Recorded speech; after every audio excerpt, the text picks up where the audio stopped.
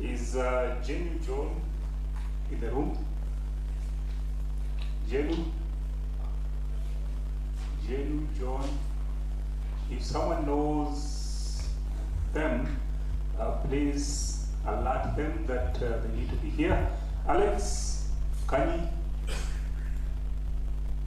Alex Kani is not in the room. Killer Enoch. You're there. Have you sent your presentation? Please make sure it's there. Martin Kimemia.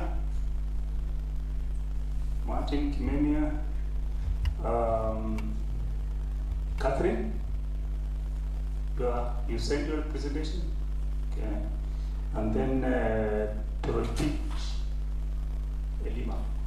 If you know these people, please tell them to come. Yes, please. Elena Mwai. Did you send your proposal? Who is Elena Mwai? Where is it? Yeah, see, Elena and Gima Mwai, yes. That's good. At least we have two in the room.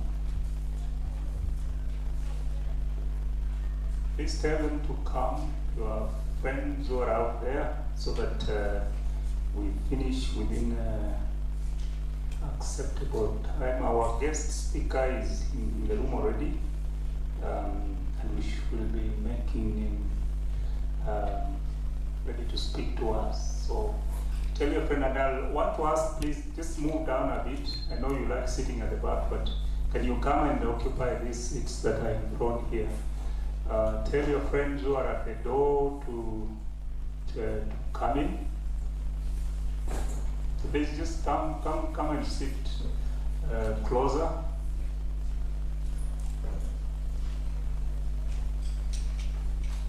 Come, these seats in front here. There are no questions going to be asked. You are the one actually going to ask the presenters questions, so don't worry. Don't be afraid to be in front. Please come. Good people, come. The seats are in front here.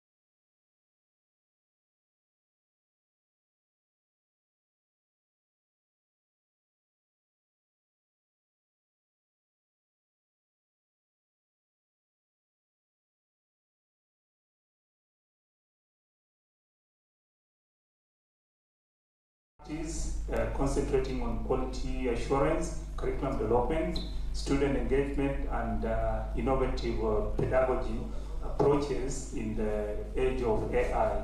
This shift has led to regular involvement in contributing to the UK's national policies and reports by several bodies, including the Quality Assurance Agency, Advanced Higher Education, and UK government's AI task force. Chris' pedagogical focus and passion lie in the authentic assessment, innovative entrepreneurship mindset, the engagement technologies like generative AI. He has secured funding to develop what he terms as AI-enhanced adaptive pedagogy and model and tools, which is currently being considered for commercialization at the Montfort University spin-out. Chris is also working on another pedagogical model, the generative knowledge advancement model.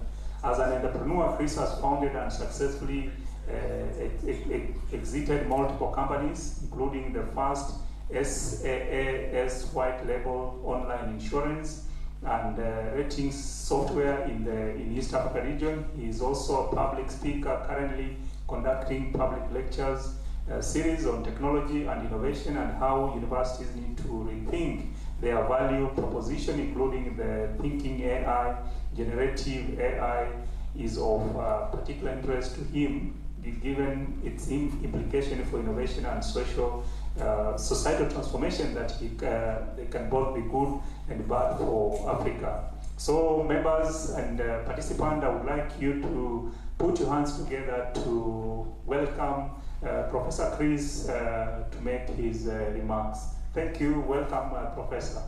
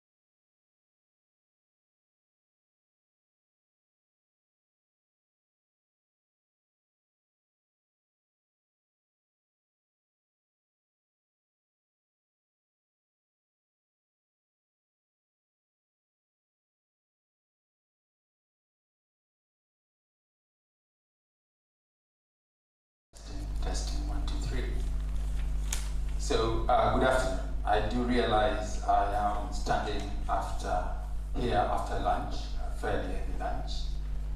So just be warned, if you fall asleep, we will open the sprinkler system, and that will gush water into the room, and you will hopefully wake up.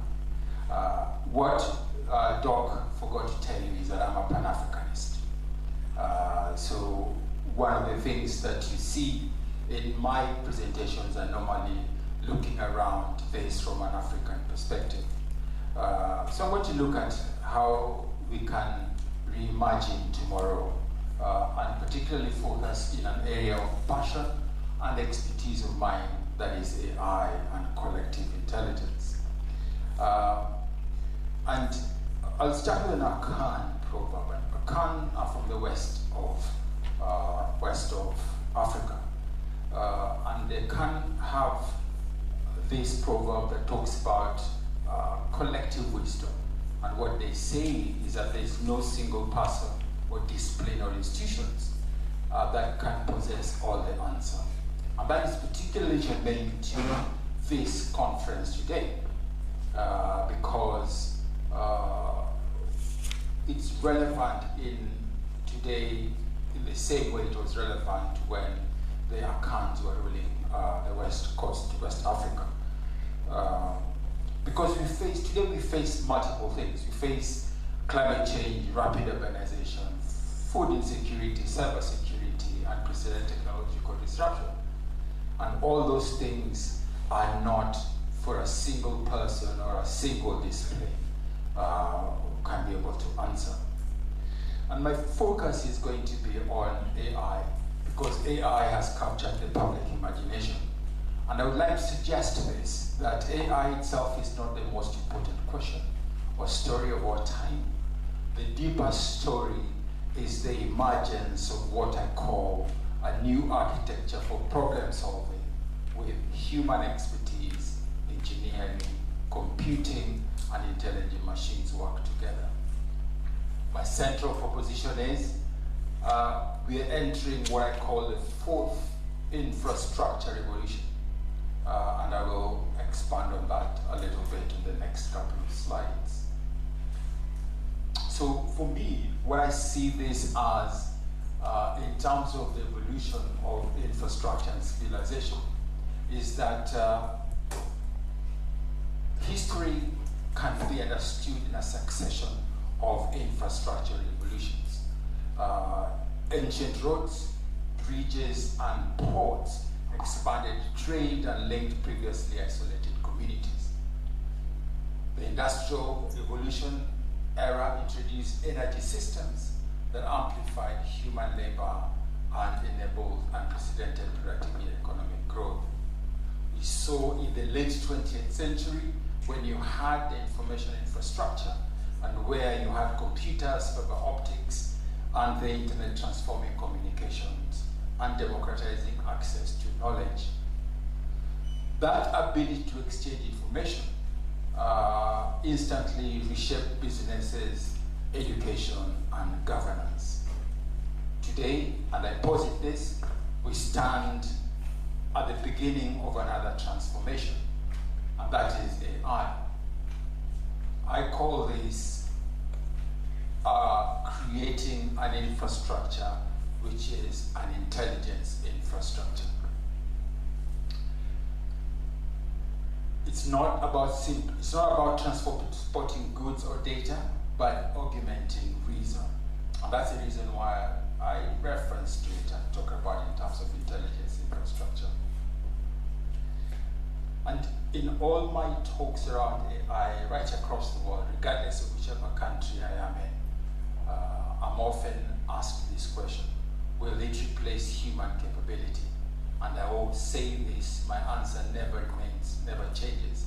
It's a new intelligent infrastructure that is not about replacing human capability, but it's about extending our ability to do multiple things: to analyze complexity, to identify patterns, to generate insights at scales that are previously unimaginable before.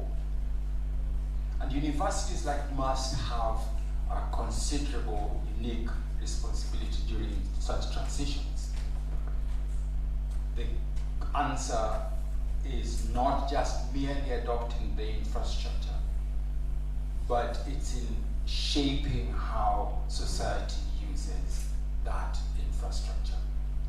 And just to go back to history, just like engineering schools in the 17th century and 15th century helped build railways and electrical grids, institutions like Meru can and must use the opportunity to define how intelligence infrastructure is developed responsibly, ethically, and inclusively.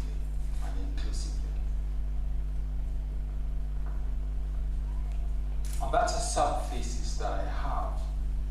And I often like to say this because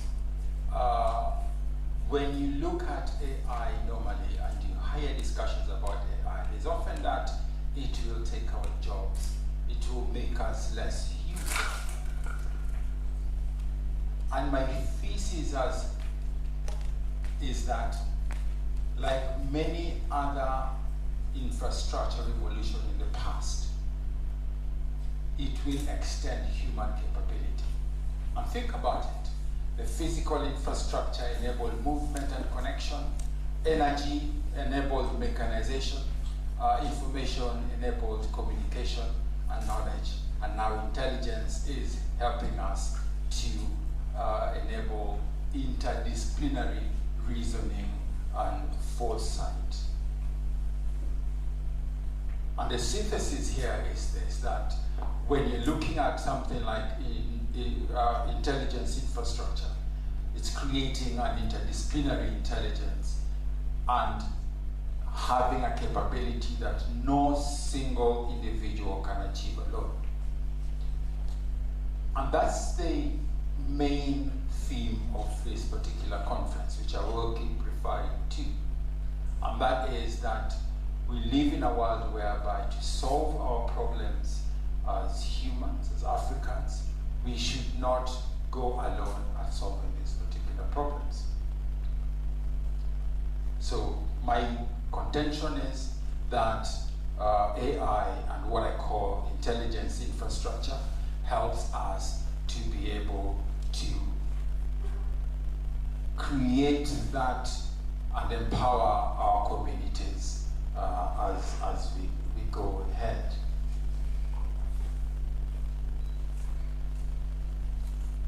One of the subtexts of this particular conference is communities. And you can see that again with the notion of the fourth infrastructure revolutions. And think of it in terms of a simple progression. Roads move people, electricity powered industry, the internet connected information. And what I posit is that artificial intelligence and collective intelligence can empower communities to think. And I think for me this is a profound statement, because ultimately that becomes the foundation of resilience. Because if communities, AI and collective intelligence can empower communities, you get something very powerful happening. Communities can anticipate drought before and prepare for it. Cities can predict infrastructure failures that prevent disasters. Healthcare systems can identify disease outbreaks early and save lives. And engineering, those of you in from the engineering sector, you be evolving from building assets to building adaptive systems. And think about that. Instead of building a brick that is static, you're building bridges that become structures which monitor their own conditions. Farms become ecosystems informed by satellite imagery and predictive analysis. And that's what I mean by, if we harness the collective intelligence from AI, we can use that to empower communities and allow our communities to be able to thrive much, much more. Again, it's not one individual, not one discipline, and that's important for you to think about it in a particular way. I often come back to this slide many people, there is this perception that AI is about chatbots. But it is not really about chatbots. Trust me, wherever I go, China, Singapore, and all those places, you get almost a similar understanding of AI. But it's not just simply chatbot. It's not like your ChatGPT.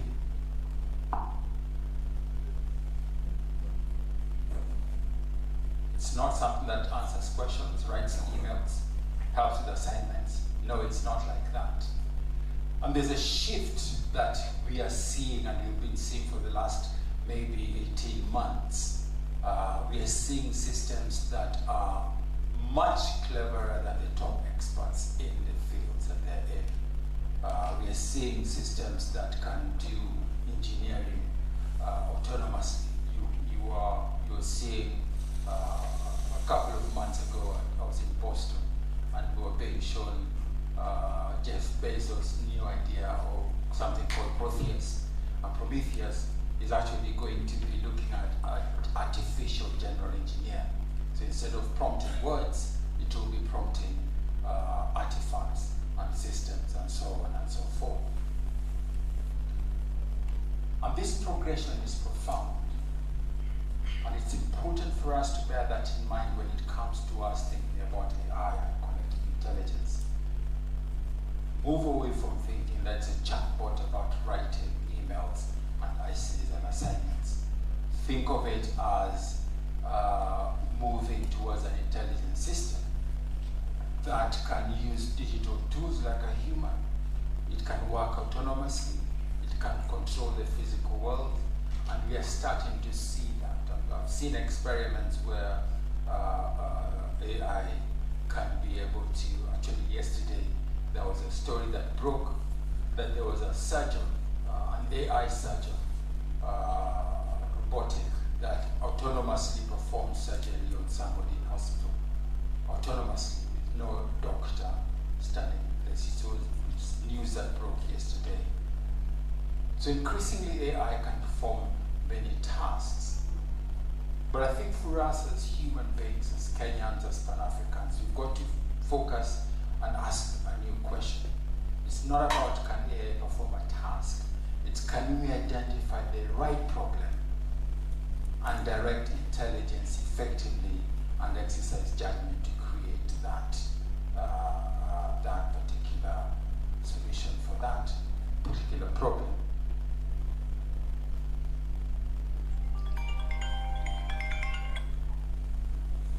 There's something that I'm often fond of talking about in terms of looking at AI, defining what is possible. Throughout our civilization as humans, we've always moved progressively, primarily because of the fact that we had an innate curiosity. And we refused to say this is what is possible and this is impossible. We steadfastly refused to say that this is impossible to do.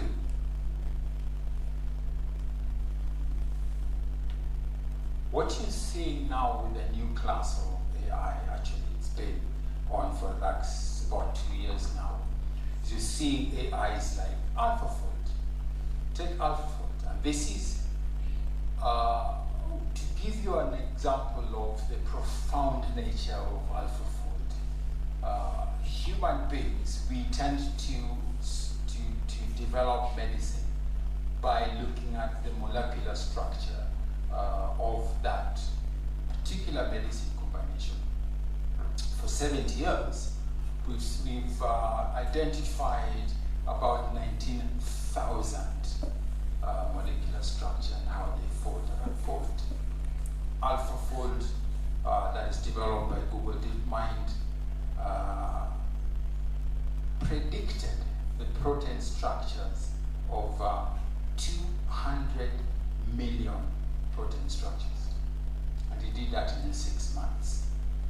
And the reason why this is profound, and if you think about this from the context of our empowering our communities, is that medicines are created because the doctors and the pharmacologists look at the combinations of protein molecules to attack a particular disease pathology and profile. If you only have 19,000, then you will be very limited in developing medicines for the people that are in your community. If you have 200 million, then you will have an immensely high propensity to create medicines for your own people. Kenya, for example, we struggle with sickle cell anemia. If you are going to look at how do you tackle sickle cell anemia, and you have 200 million potential protein structures, then it is much easier for us to be able to tackle diseases such as that. So AlphaFold is changing how we are addressing diseases with remarkable accuracy in terms of that. Actually, what we've seen with AlphaFold 3 is that it has extended capability for the interactions between the proteins and the biological molecules, opening up absolutely new drug discovery and molecular design. And again, look at Prometheus. Those of you who are steeped in ancient Greek history, Prometheus stole fire, and then the gods at the time punished him and whatnot. So you see people like Jeff Bezos and his new startup Prometheus is looking at something completely different. This is AI for engineering. So rather than producing essays and images, what these systems aim to understand is to understand the physics and the constraints of real-world objects. So it's no longer about an essay. These systems, Prometheus, is being trained to understand the physics and the constraints of real-world objects so that they can assist in developing complex products.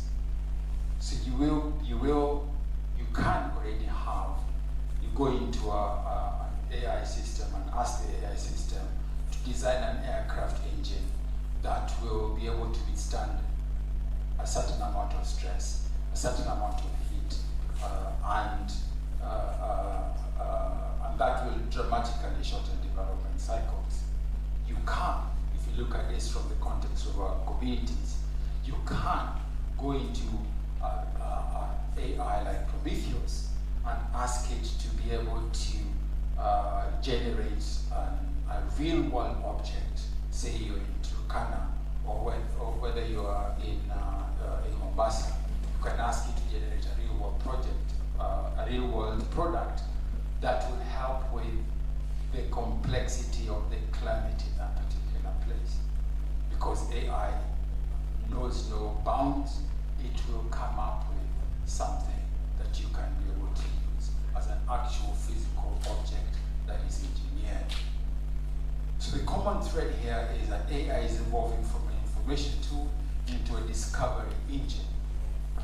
And it's augmenting human expertise in domains where historically we have been limited in terms of complexity, cost, and times.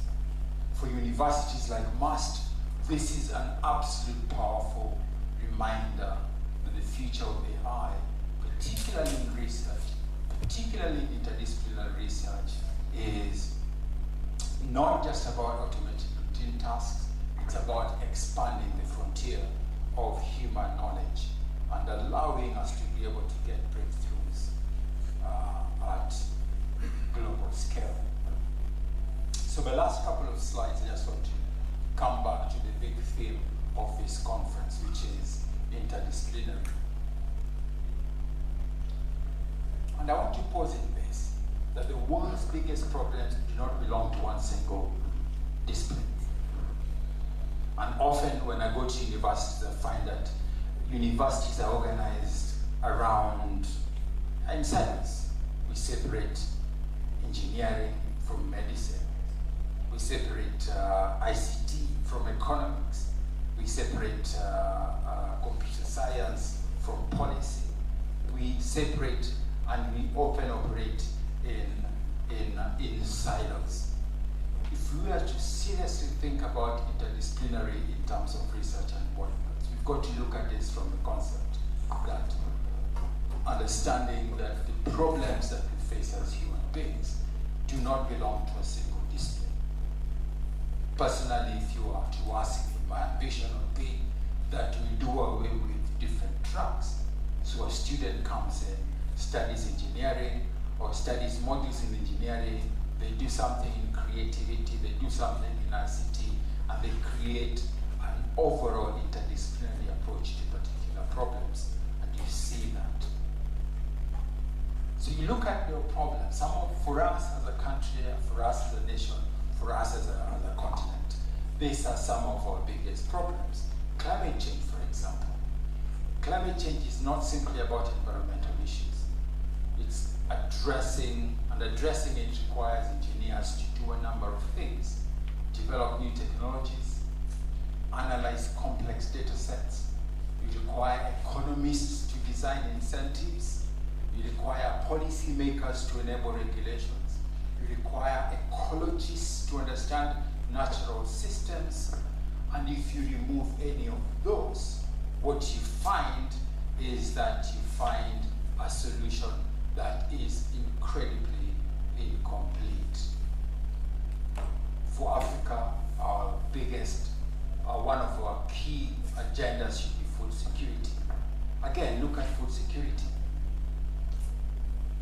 Agriculture must work alongside satellite technology, must work alongside logistics, must work alongside finance, must work alongside AI-driven focusing, and so on.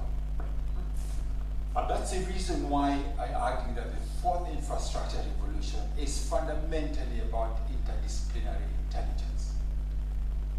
Artificial intelligence is powerful, but its greatest contribution, I would argue, is not about replacing experts. It's about enabling experts from different fields to collaborate much more effectively, discover more connections, and make decisions together much more quickly. For universities like Mary University, this has profound implications because the future engineer must understand data. The future computer scientist must appreciate ethics and sustainability. The future policymaker must engage with technology. The future researcher must be comfortable working across disciplinary boundaries.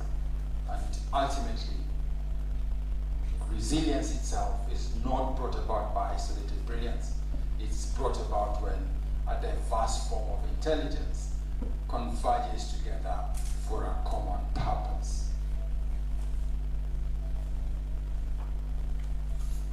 So we see, like I said before, one of the things that is a much deeper evolution in AI is the fact that it has a growing role in scientific discovery. I've mentioned you've got AlphaFold capable of analyzing molecular structures, and that changes the nature of innovation.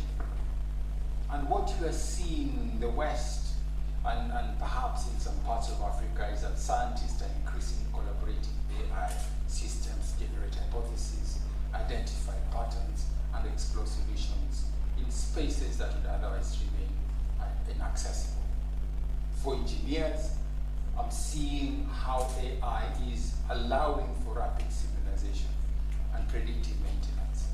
I gave a speech at a conference for the TVETs, and one of the things I told them is that really, in this day and age, if you leave TVET as a plumber or a bricklayer or a mason, you should be leaving it understanding that you have technology that will allow you to be able to think about this in the context of predictive maintenance. And that's what I see. The future laboratory will combine experimental science with computational intelligence, human creativity, and ethical oversight. All those things are not single discipline things. All those things are things that you will see will help you.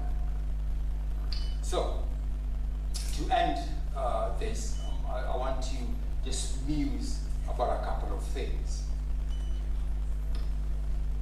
We often hear about smart cities, and this is about engineering voice and communities. And I say this in reference to the Akan proverb I referenced earlier on. But a city that is filled, a smart city, filled with sensors and algorithms is not necessarily wise. Wisdom, from our African perspective, requires judgment, context, and values. And this is what I want to posit again, that a resilient community is one that uses technology to improve the well-being, strengthen participation, and anticipate future challenges rather than simply automate. And that is my 6-point plan when it comes to using technology in an interdisciplinary manner for human resilience. In that world of mine, what I see is that engineers therefore are responsible, their responsibilities as engineers extend beyond technical excellence. They should be looking at influencing trust, equity, and opportunity. So for me, looking at this from the context of the theme of this particular conference, I look at artificial intelligence, not just about replacing people or amplifying our capabilities or chatbots, but I look at artificial intelligence as something that's amplifying local knowledge rather than replacing it, where communities remain participants in the decision maker rather than passive recipients of algorithmic outputs. And I say that because we use large language models that are not built for us as Africans. As a Pan-African, this is something I keep banging my head against the wall. We need to move away from a situation whereby we are consumers of foreign intelligence to producers of local intelligence. And we're in a good place. Because Kenya, I can tell you, having moved and traveled multiple countries, I can tell you this, that Kenya, we have some of the most intelligent people in the world. I've been to lots and lots of countries, and I can tell you that. So we have that intelligence. We have the human intelligence. What we need to do is think about building and engineering a future that we want. And there are a number of things here just to draw this to a close. For me, I think, for us, in terms of our conclusion, I go back to the Akan proverb that I started with, which reminded us, or which should remind us that wisdom cannot be possessed by one individual alone.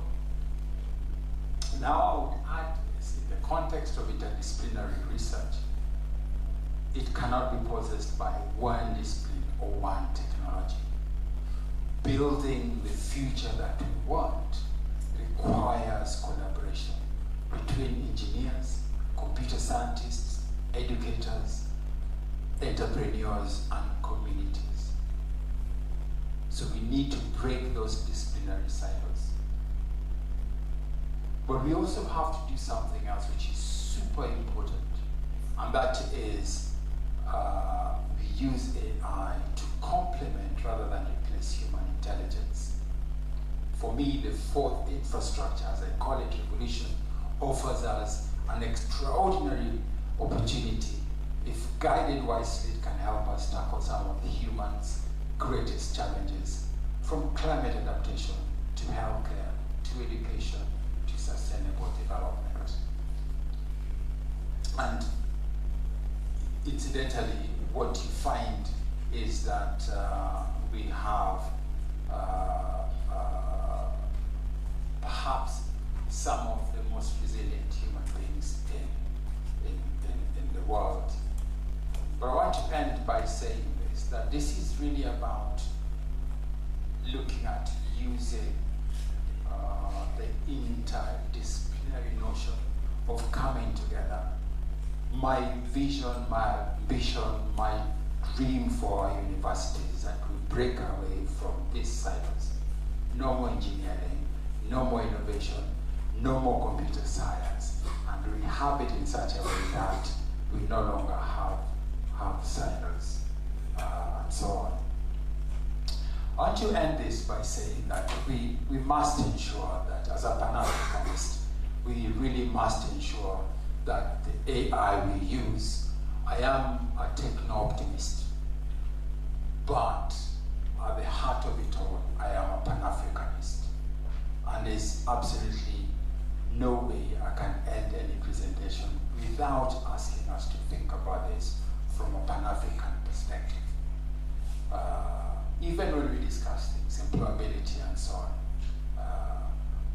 And the reason why I say this, and this is to the young people in the room, the challenge for us as Africans is that most of the global AI conversation is currently being shaped elsewhere. The largest models are being developed elsewhere. The largest data sets are being developed, collected elsewhere. And this creates a risk for us as Africans because we become consumers of intelligence rather than producers of it. And that's a problem for us. We may talk about interdisciplinary, but the challenge for us is that if we are using tools that don't belong to us, that don't understand us as a people, then you can bring together all the people in different disciplines, and we end up in what I call digital colonization, where we're entirely dependent on foreigners for this. A bigger problem for us is cultural invisibility. The challenge for us when it comes to AI, and even when we talk about leveraging AI, is that African languages, histories, communities, and knowledge systems are absent from the training. And when you look at the output that comes from them, you find you absolutely get flabbergasted. I remember once being interviewed by the BBC because there was a new AI app for mental health that came in the market. So they were looking at experts in England, and they called my university. My university sent me, and I told them. So the presenter, nice lady, nice white lady, asked me, Professor, you are Kenyan? I said, yes. African, yes.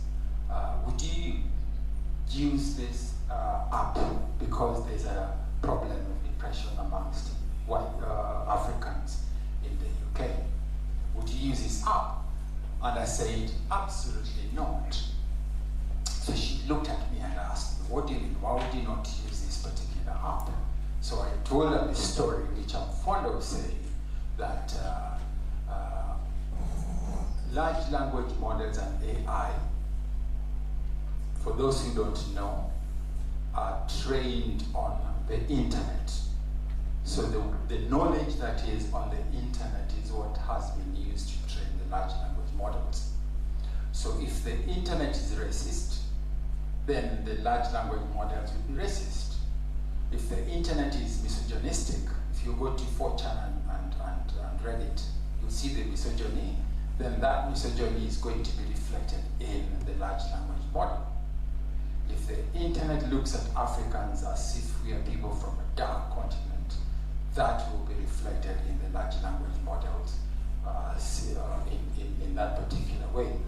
And I told that story during the time when we were fighting for independence as a country. The Mau Mau, the British were flabbergasted at the fact that we are natives, they have brought us civilization, yet here we wanted them out of Kenya. So they were really flabbergasted. They were wondering, they were scratching their head and thinking, what's wrong with these natives? We've given them shoes, we've given them civilization, yet they're agitating for us to leave their country. So they sent some psychologists to Kenya to try and understand this, to understand why it is that these Africans, these black people don't want white people in their land. And the psychologists, some of them came from the Zambezi school of thought. And one, you can actually Google this and you'll find that. He's called Dr. Karuthas. Dr. Karuthas came to Kenya to study the African native, to try and understand why it is that he wanted independence. And he wrote a report in the UK, and that report is still there. And he said that the reason why these people are agitating is because of the fact that we have civilized them at too fast a pace. We have shown them things that they would not have seen in their lives. And we have moved them from their traditional ways of life, so now they are confused.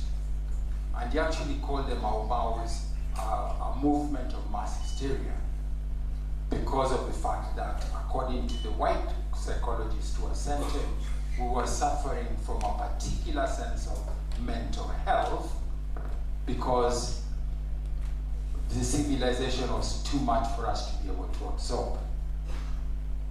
The kicker is this. His recommendation was to the Home Office. If you want these Africans to stop agitating, let them go back to their native ways. Get the governor to buy them drums and allow them to go to the forest every Friday so that they can beat the drums. And when you allow them to go beat the drums like the natives that they are, and do it barefoot, then they're reconnecting back to nature and they will no longer be agitating because their mental health is going to have improved because they are mentally unstable. So his central thesis was that we were agitating for independence because we were mentally unwell. And then the treatment was buy these African native drums and let them go to the forest, specifically forest, and play those drums, and that will help them with their mental health issues. And you can see that absolutely with a lot of the classifications. Masinde Muliro, they were sent to asylums. They were believing that the reason why we wanted independence was that. So I told this nice white lady that, look, I'm not going to use this app because this app will probably tell me, are you Kenyan? Are you African? Are you feeling depressed? Go and buy drums, go and play them in a forest in London. And I said no. So I think to finish off, I just want to say this, that we need to look at local innovation systems. We look at interdisciplinary within our African systems and settings. We need to look at this from the context of African priorities and cultures. And most important is not whether we as Africans adopt AI, but it is whether Africa helps shape what AI becomes in terms of interdisciplinary. Yeah. And that's it for me. And thank you very much for sitting through that. And fortunately, we didn't have to use a sprinkler system. Thank you, Prof. If you just stand there for a few minutes.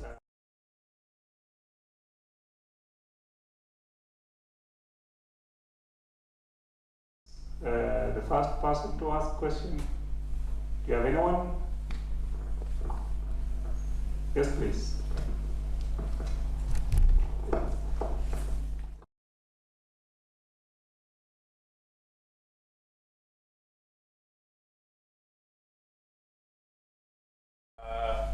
Prof, actually mine is not much of a question, and I will make sure that I don't go to your M-Pesa.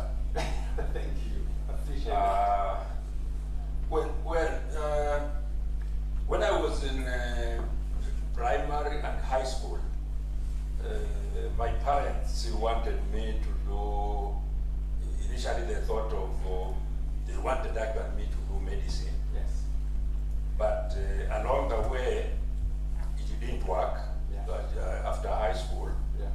just before the end of my high school. Yes. And the other option was to do engineering. Yes. Which for quite some time I went through it, and when I went to teach in initially the colleges and the universities, I've been in engineering. So just to be very closer to your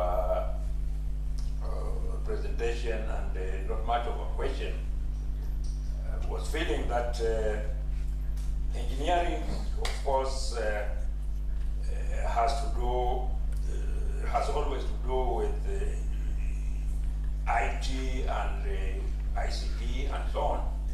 So along with that, then I felt that engineers have to be very good also in computer engineering and so on, which as far as your area of presentation and so on is concerned, is closer to that, because I think all this started when we started using computers and so on and so on, computer engineering and so on. So while working, I was in Japan for a few years, and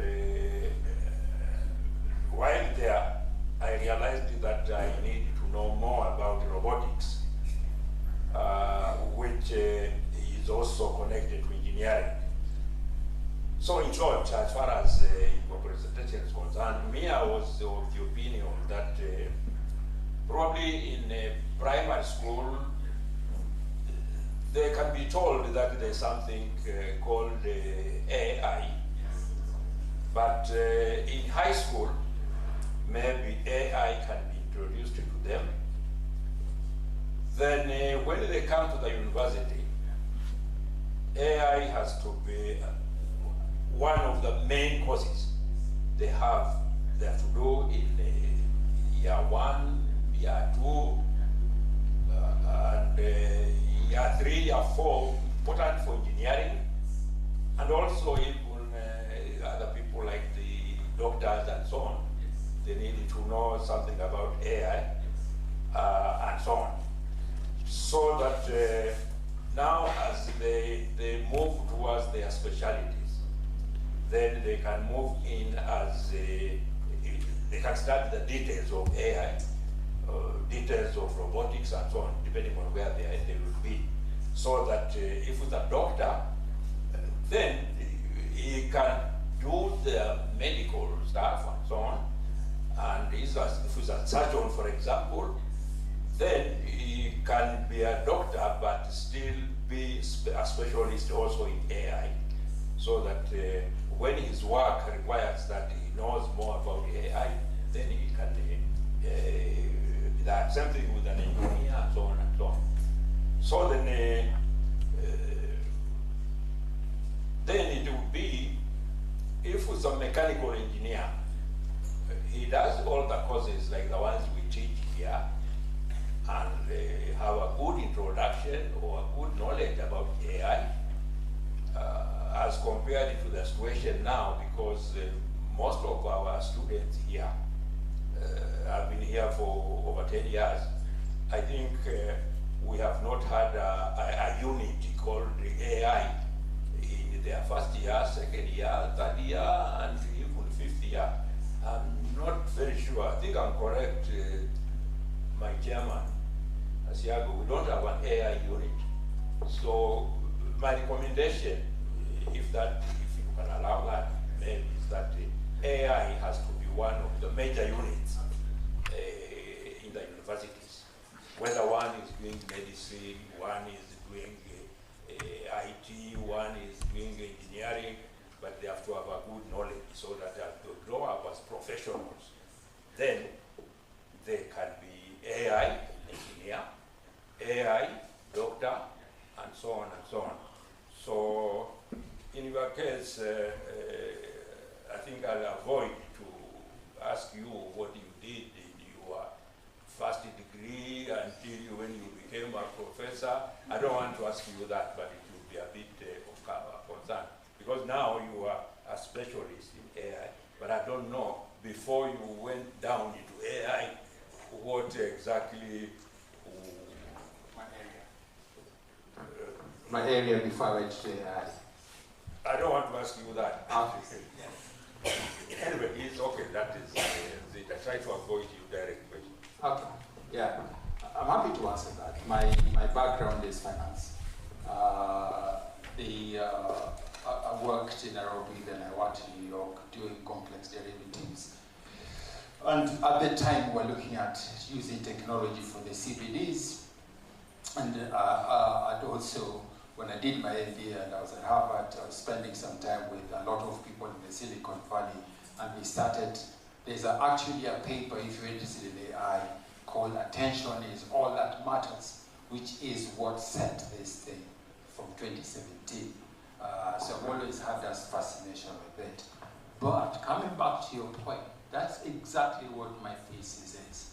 My thesis is that these universities, our universities, what you should be able to have by the time somebody finishes their degree is that they are fluent in AI, so they understand the ethics aspects of it, they understand the responsibility, they understand how to use it, but also that they understand, if they're doctors like you're saying, they understand what AI means for their profession. And if we do that, then you're going to have a well-rounded workforce that will leave university knowing that I am a vet officer, or I am a doctor, or I am an engineer, and I know that I can use AI to leverage my domain knowledge, which is engineering, and do things that I would not be doing as an individual single person. So for me, if I was the president for 2 minutes, one of the things I would enact is that all universities must have AI fluency, so you understand AI, understand the ethics, understand the challenges of AI, and also have understanding of what AI means for your discipline. Because that ultimately is what's going to leverage us far, far ahead. And we see that. Just take the example of a doctor. A good friend of mine is at Harvard Medical School. It's called Brian. Brian is a medical doctor. But what Brian did is that his specialty is in cancer. So what Brian has been doing is he's been training a large language model specifically to understand the kind of tumor that is studied, so it can be able to identify that. And he's only doing that because he understands the domain knowledge in terms of the cancer, the disease itself, and the disease profile. And he has an understanding of the implication of AI when it comes to medicine and cancer in particular. And then something else that Brian is doing, which is absolutely profound, his large language model is the one that he's developing. He's actually looking at identifying the cancer itself and then performing trillions of calculations to be able to find the specific medicine for that particular cancer. So trillions of combinations. But also, it will do an analysis, scenario analysis of, if we give this person this medicine, what will be the effect of the tissues around that tumor? So I sat in his lab one day and he was doing those calculations, and at one point in time, one afternoon, he had done 50 trillion calculations of combinations. 50 trillion combinations. That's what you're saying in this sense, and I wholeheartedly agree with you. We have to, as universities, as a nation, look at AI from AI fluency. We know what AI is. We know what the ethics of AI is. We can use it responsibly. And also, what does AI mean for me in my discipline in terms of leveraging it? Yeah. Thank you for the comment, but I do wholeheartedly agree with you on that. Let's clap for Professor.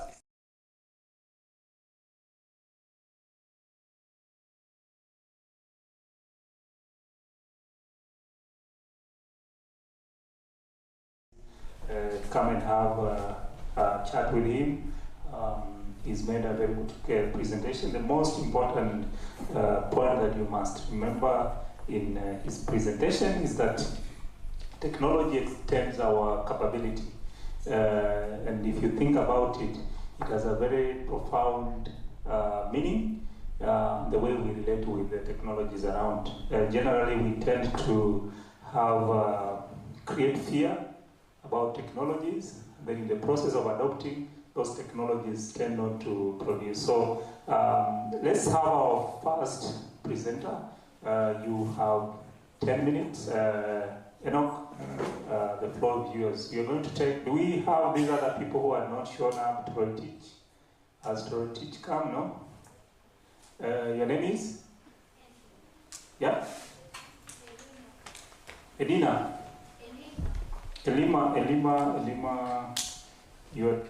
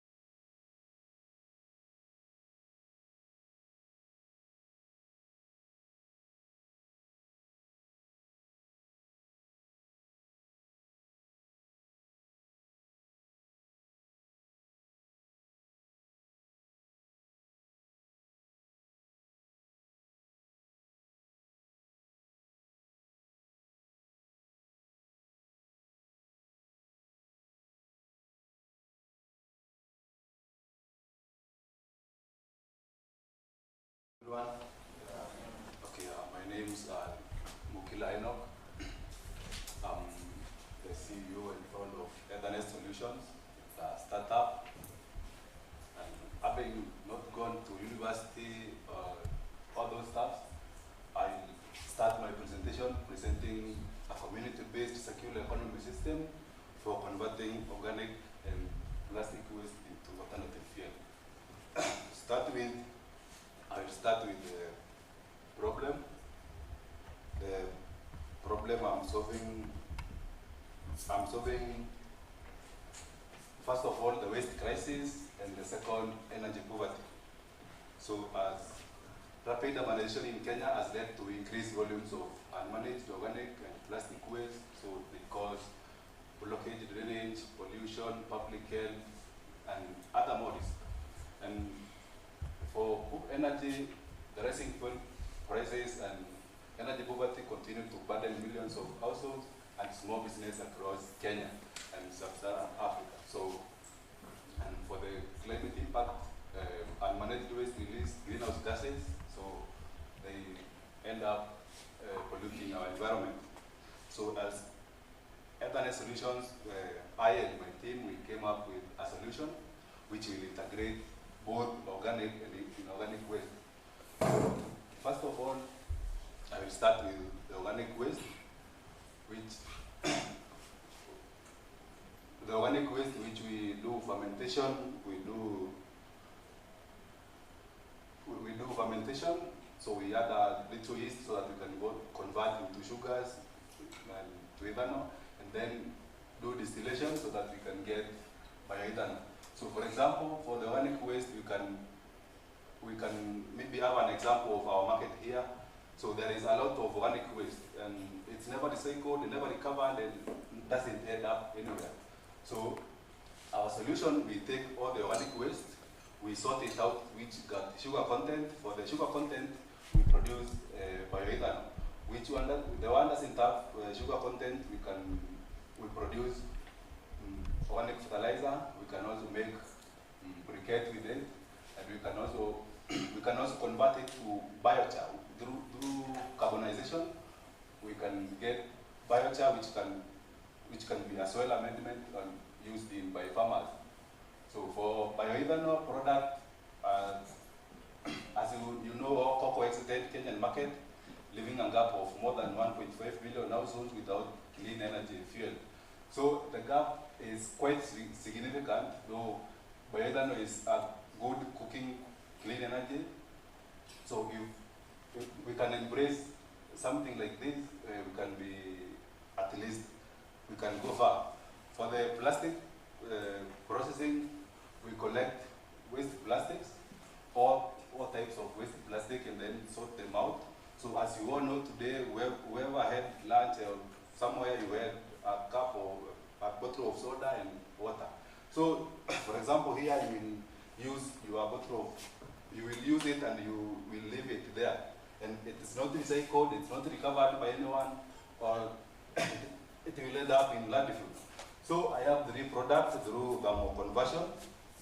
So for the process through thermoconversion, I produce crude oil, which is much thicker. As you can see here, this is a prototype. This is crude oil, which can be refined further to get petrol, to get also diesel. So for these fractions, there are different ranges in temperature. So for this bottle, we use the top lid to produce fuel. The bottle itself is a PET, so through thermoconversion, we can produce gas, which can be compressed into cylinders and used by homestead. And for the laminate, this laminate, it's not recycled, it's not recovered. So we can use it to make fencing posts. We can use them to make also interlocking blocks so that instead of building a house or where there is maybe some crisis, we can just build a house in less than 5 minutes. For other mixed plastics, you have 4 minutes. We have carbonization. So after the whole process of thermoconversion, we have biochar, which is left. Yeah, it's called carbon black, which is left. We can convert them also to briquettes so that we can use as source of energy. So the prototype design I have designed for the waste plastics and for organic waste. So first of all, for prototype design, it's a small scale. We have not commercialized yet. So it's just a prototype. And for waste characterization, I have analyzed the waste, and I want to recover all type of waste. So instead of recycling, so we have to recover. So for the material using, I would like to collaborate even with those who have laboratories so that we can test, so that we can get feedback and know where to improve. So because for fuel recovery experiment, you have to use it so that you can know it works. You can't just see it's a fuel and you assume it can work. You have to use it and we see whether it can work. For the impact, this one aligns with the SDG 6, SDG 7, and SDG 12. So this is me in a community where I collect waste. This is a sorting area. This is a small prototype of pyrolysis plant. These are the fuels I'm showing you. This is a briquette. This is also the interlocking blocks I'm talking about, so they can interlock quietly. The bioethanol fuel there, though I have added something so that it's called denaturization, so that it can't be used by anyone to consume. For the resultant impact, so there will be waste reduction because we are recovering, so no waste, they won't come back to environment. For products, there are multiple products. We have fuel, fertilizer, and also animal feed. We have also gas. This is a circular economy, so based everything is circular, and we won't anything. So in my conclusion, the Ethernest solution will create jobs, we will have good food security, we will have affordable energy, and we will have environmental cleanup. For the last one, it's a proven concept through prototype, and as you can see, it's a scalable model, and it aligns with our SDG, United Nations for Clean Energy. Thank you. Let's clap for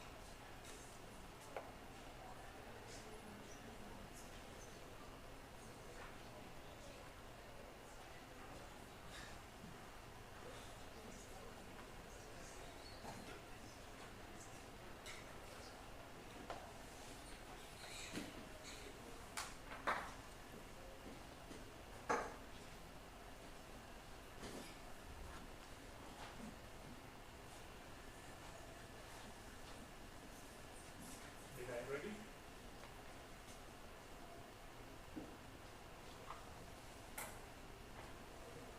Good afternoon, everyone.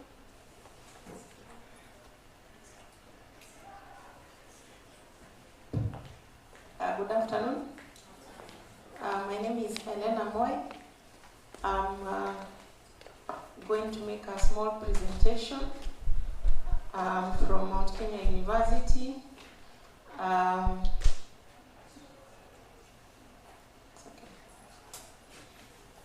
So my area is, okay, I've been in academics for quite a number of years. My area is in tech, have been in information technology, and currently in artificial intelligence, where I'm also doing my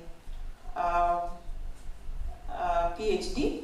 I'm also doing studies related to AI, specifically doing research on data engineering framework or use of AI in malaria diagnosis and prognosis. For today, I'm going to spend a few minutes to talk about something that was spoken by a speaker in the morning about use of AI in university. And I have been involved also in training staff as far as AI use and AI literacy is concerned.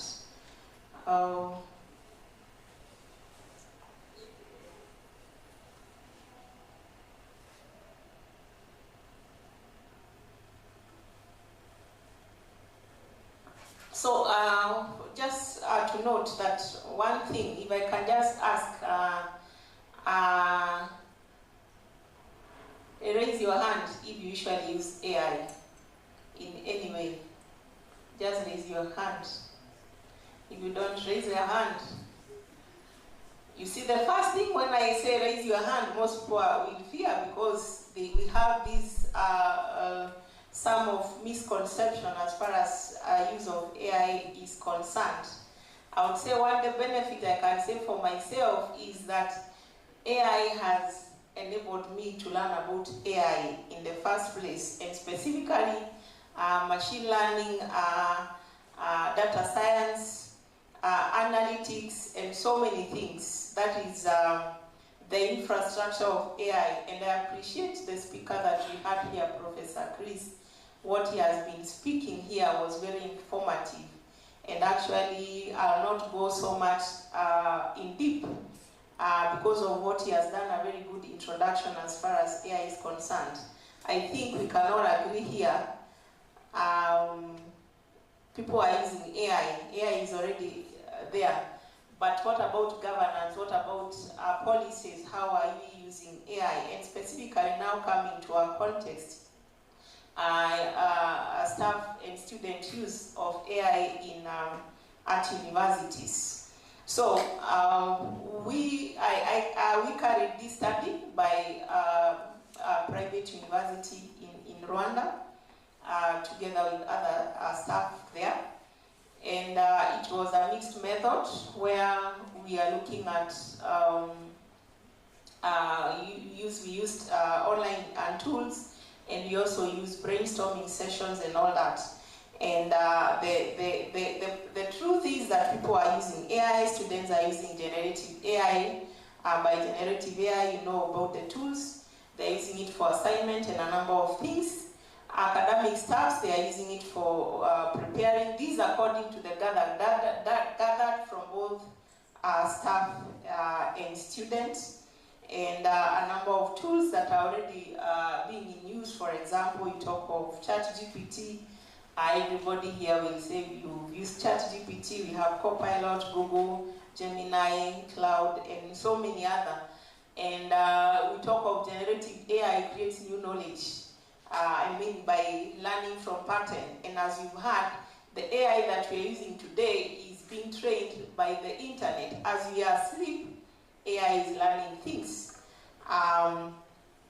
But one thing I mention, especially, and what has been said here, AI does not replace human, but should assist us.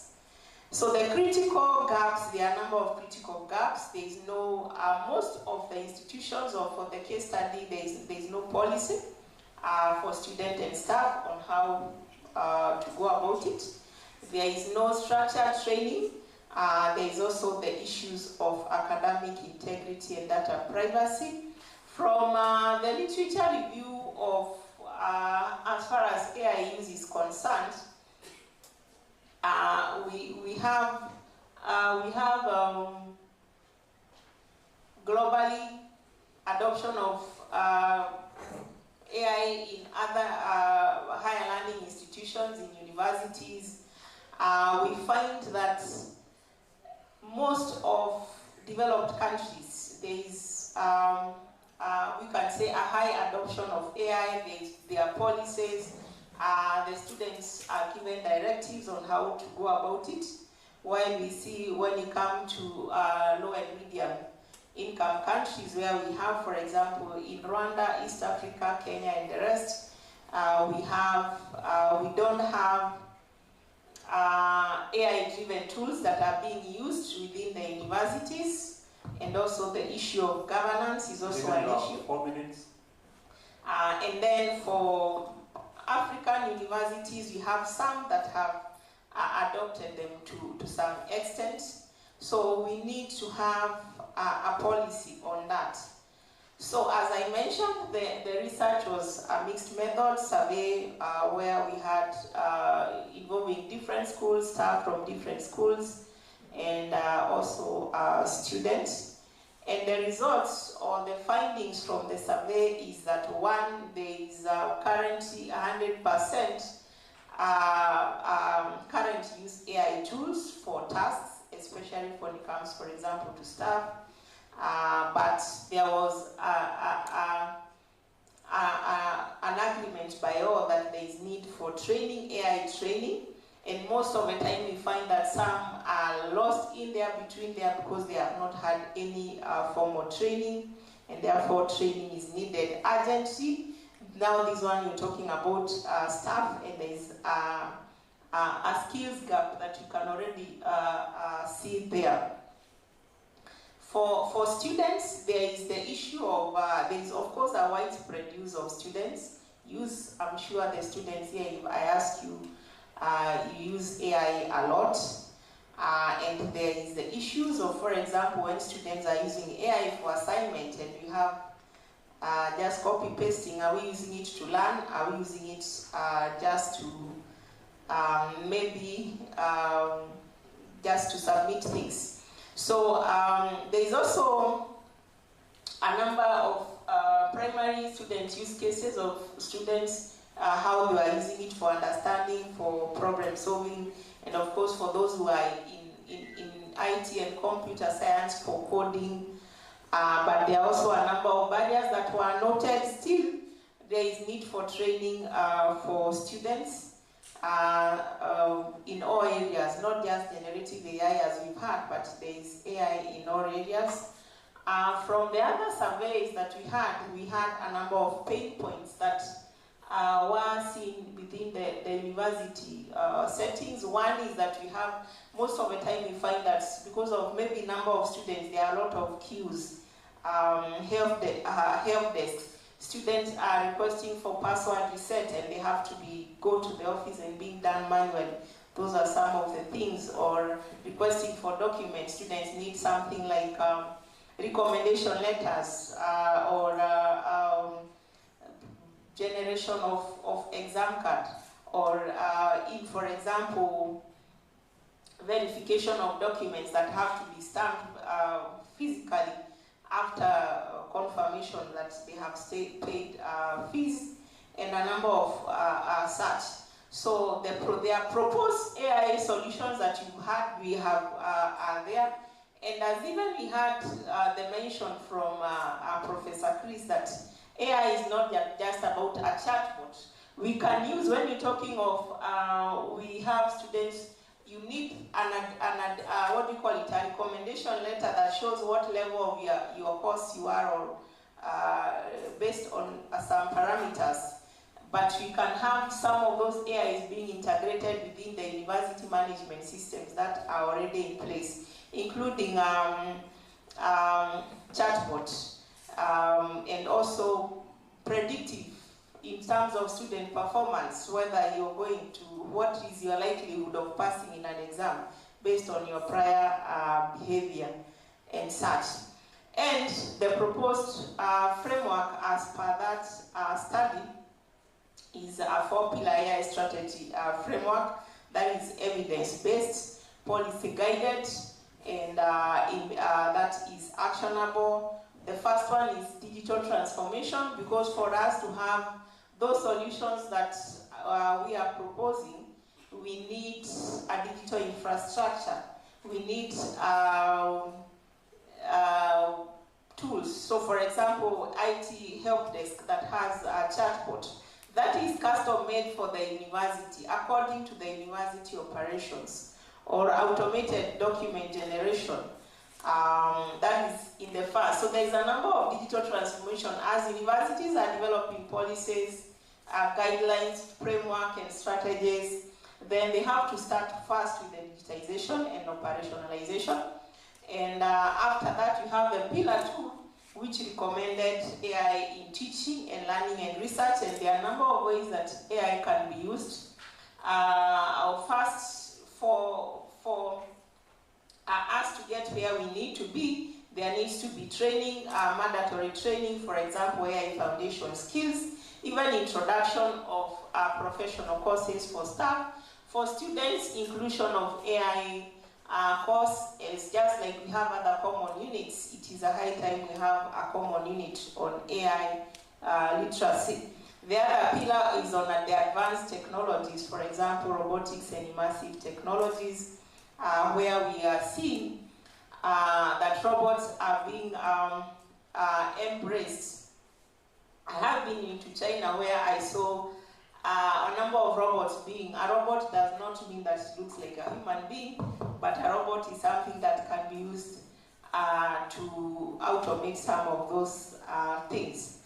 And the challenging, there are a number of challenges that were noted, but one thing to note is that in the Rwandan setting, one of the advantages is the AI policy that has already been put by the government, and it recommends universities to adhere to certain guidelines. So thank you so much. That is the end of my presentation. Let's clap for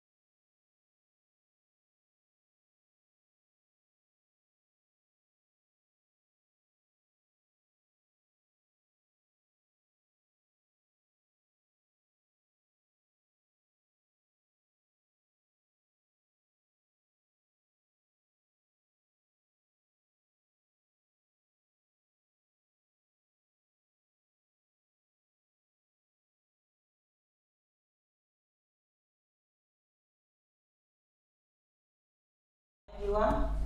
I'm sorry for a delay. There was some technology problem. My topic is on interpretable stacked ensemble framework for an invasive coronary artery risk prediction model. And my co-authors are Dr. Amos Chege and Samson Munialo. According to my topic, you find that coronary artery disease is one of the cardiovascular disease that has a leading drive on premature death, and the burden is mostly shifting to low and middle income countries where diagnostic capacity remains limited. And you find that about 18 million cardiovascular deaths each year are counted according to the World Health Organization, and this totals to a third of the global mortality in this area of cardiovascular disease. And in the coming years, that is in the coming years to maybe 2035 to 2035, we will have reached about 1 trillion of cardiovascular disease happening each year. And due to this, we have this problem can be minimized by the use of alternative machine learning models. And currently, according to the literature that I've done, most machine learning models that are evaluated, they have small homogeneous data sets, which are very expensive. They mostly use single classifiers and weak in interpretability. My study objective, one, is to evaluate critically existing machine learning techniques for CAD prediction, prepare data, that is by pre-processing large diverse data sets through the use of non-invasive risk factors. My objective number 3 is to design the ensemble model that improves robustness and minimizes false negatives. The fourth objective will be validate responsibly and test under pre-registered ethically governed evaluation protocol. 3 gaps that are identified in this research gap. One is data generalizability. This is where there is a gap in over-reliance on a small homogeneous cohort. And my response to this is that I use a large, diverse public data set of 70,000, and this one will be benchmarked with the current one, which is there for Cleveland, data set of 303. Number 2, my second research gap is model optimization to the current models that are there. The gap is the dominance of single classifier approach, whereby my response will be use of heterogeneous learners systematically combined through stacking. The third research gap is deployability. That is the little attention to interpretability, fairness, calibration, and safety. My response to this will be the use of an embedded responsible AI protocol and a pre-registered evaluation plan. That is the proposed framework of the START model that I'm going to use. I used an invasive input compared to the current one, which is there, which uses invasive methods, which are very expensive. This is the use of the angiography method and the use of imaging, which are very expensive to low-income areas of resources. I used an invasive input of demographic, lifestyle, clinic, and biomedical risk factors. These will be passed through abyss learners of SVM, random forest, XGBoost, and CATBoost, and through the use of stratified K-phone predictions that will be outputted, they will be passed through a meta-learner, which aggregates the base outputs into one risk estimate to an interpretable risk start ensemble model. The non-invasive factors that will be considered, one is the demographic factors like the age, sex. The clinical measures will be the use of BMI, blood pressure, smoking, physical, alcohol use, cholesterol levels, blood glucose. All these ones will be these are the factors that will be used as invasive way of using the ensemble model, which will be used in low resource settings to be able to screen this disease at an early age and be able to help people in managing the disease before it increases the chances of high death rates that is occurring. The imaging and derived features that are deliberately will be excluded in this model, whereby these ones are the ones that brings the fact that most of the people are not diagnosed to this disease early, and this one results to many people dying at an early age without this disease being predicted.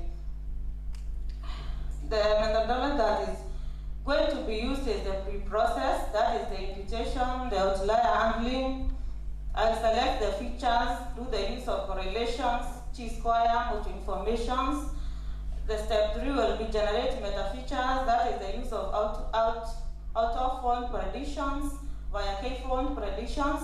Then the fourth one is the tune and the start, which will be will use the base and meta hyperparameter tuned by grid search.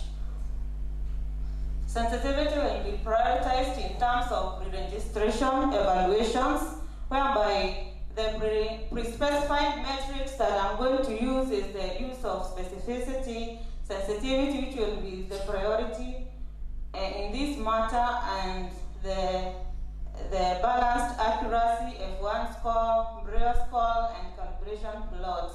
The area under receiver operator system, which shows 0.85 is written as one of the prior reference indicator drawing from comparable studies. It will not be a sole pass or failed criterion, and the validation will use stratified k-fold. I use also the responsible AI ethics, which are data governance, re-identification risk, fairness auditing will be used, clinical safety, transparency, and reproducibility. You have 3 minutes left. Yes. The methodology expectant, okay, in this one is the expectant contributions to this topic or this project that I'm doing is that in terms of methodological, it will be able to reproduce comparison of stacking, bagging, and boosting on an invasive data with interpretability and fairness as first-class criterion. In terms of clinical, it will be able to be built on in routinely collected variables.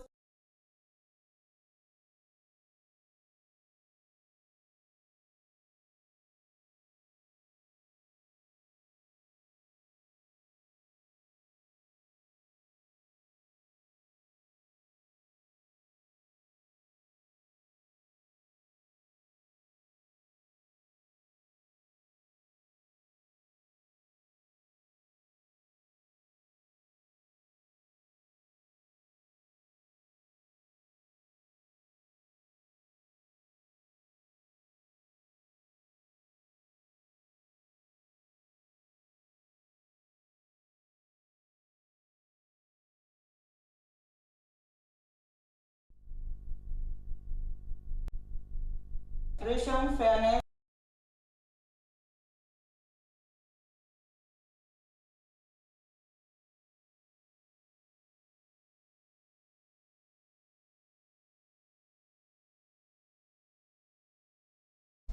Thank you.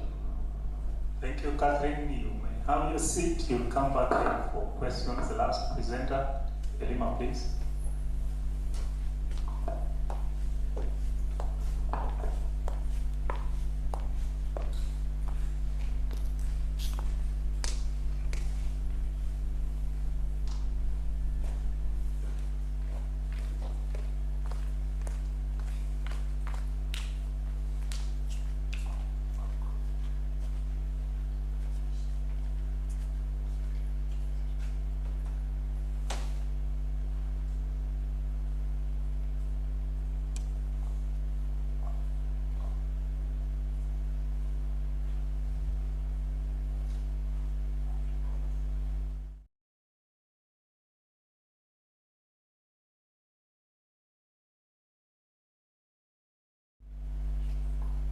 Good afternoon. I'm Kibeta Elima, a master's student in the School of Education, doing education management and leadership from the University of Embu. And I'm going to discuss a topic that is women participation in TVET building and construction courses for industrial investment in Kenya. TVET were introduced, first we know that TVETs were introduced because it was a strategy to promote economic growth and also to produce as a source of employment creation for the youth. Kenya has prioritized in TVETs as a strategy for producing skilled workforce who are going to support national development, such as we have a Vision 2030 in which we are aiming on, and we even have another one that is called a Bottom-Up Economic Transformation Agenda. And in TVETs, one of the most important courses in TVETs is building and construction.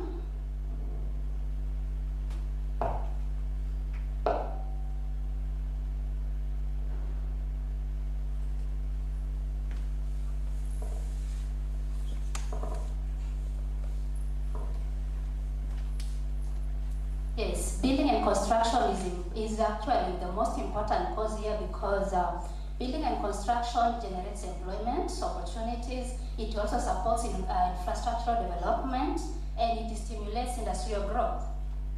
And in these building and construction courses in the past, women were underrepresented in these courses because they thought that technical courses were meant for men. But currently, recently, women are participating in technical courses such as building and construction. And we'll see how they are participating here. So those are my objectives.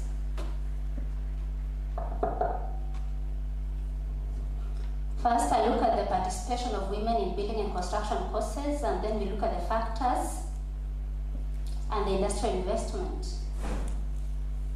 So this, most of the people who have recite on this topic, women participation in technical courses, they have looked at determinants, what determines their enrollment. They have looked at the factors which causes their enrollment, but none of them have looked at the link between women participation in technical courses and the industrial investment. My study, it was a desk research based on literature review. So the first, women participation in TVET building and construction courses. The findings reveals that there is a gradual increase in female enrollment in technical courses according to Kenya TVET Authority 2023. I just brought up a few technical courses, that is building and construction, electrical and mechanical engineering. So from the students who are, female students who are enrolled in TVETs in that year, they were 49,194, and 18,653 students were enrolled in building and construction, which makes up 22.7%. And those who are doing electrical engineering were 8,163, making up 15.8%. And those who are doing mechanical engineering, you can see they are 4,862, making up 11.8%. So from these three technical courses, you can see that female students who are enrolled in building and construction actually makes up the larger percentage. And why are these female students enrolled in building and construction?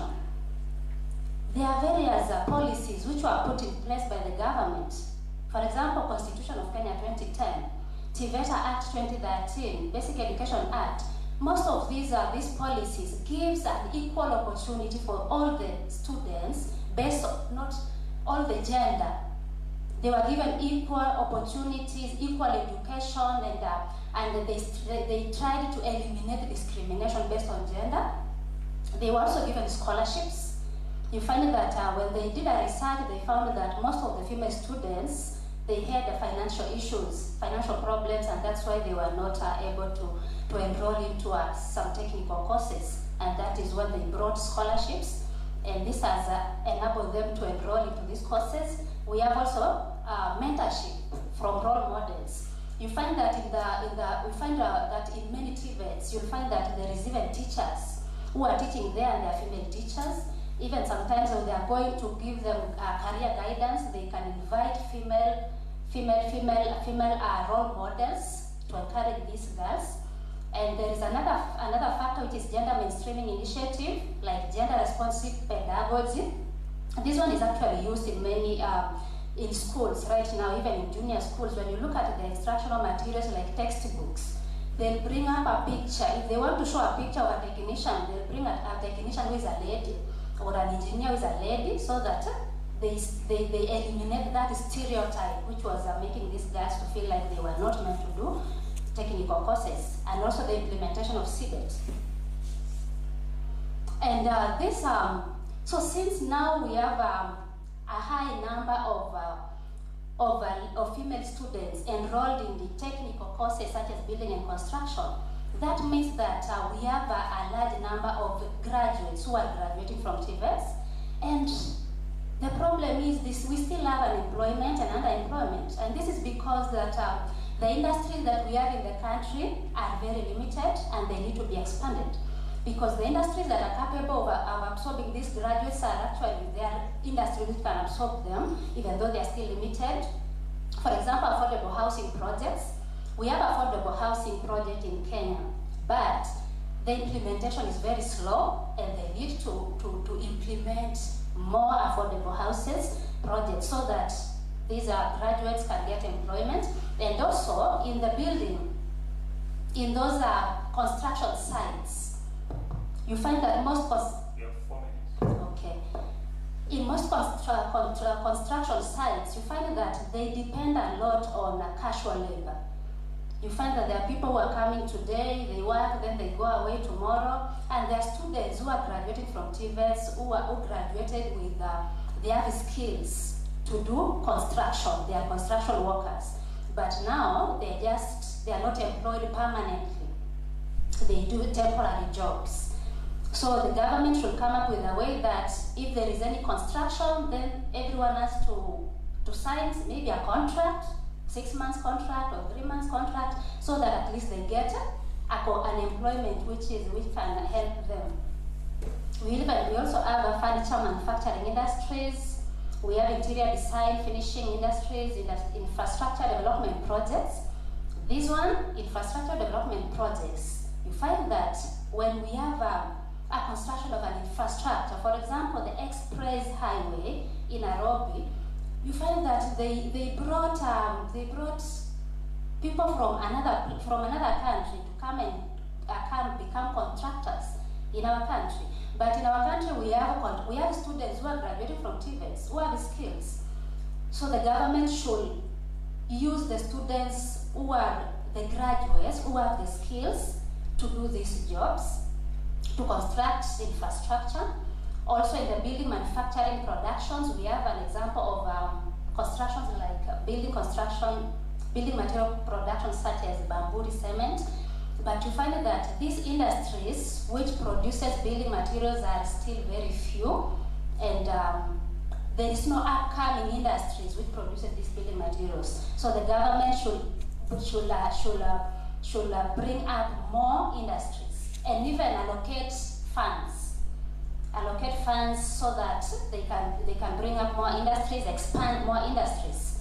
We have green construction technologies. Green construction technologies, we can introduce something like rainwater collection project or system, and this some graduates will get employment from that. So building and construction sectors have a high potential for employment creation, because according to Bottom-Up Economic Transformation Agenda 2024, the target that they had is that construction will create 373,816 jobs, and infrastructure will create 697,809 jobs by 2030. That is actually a target that they set, even though we don't know if they are going to meet that target. But if they expand more industries, and introduce other industries, and even implement more affordable housing projects, then we can meet this target. So in conclusion, women participation in TVET building and construction courses have increased in number, and because women are enrolling in traditionally dominated, in courses which were traditionally dominated by men. And despite the availability of their skills, the skilled graduates, there is still unemployment because there is limited industries to absorb these skills. So there is need for industrial expansion. Thank you. Thank you. Don't move. Can we get all the presenters back in front so that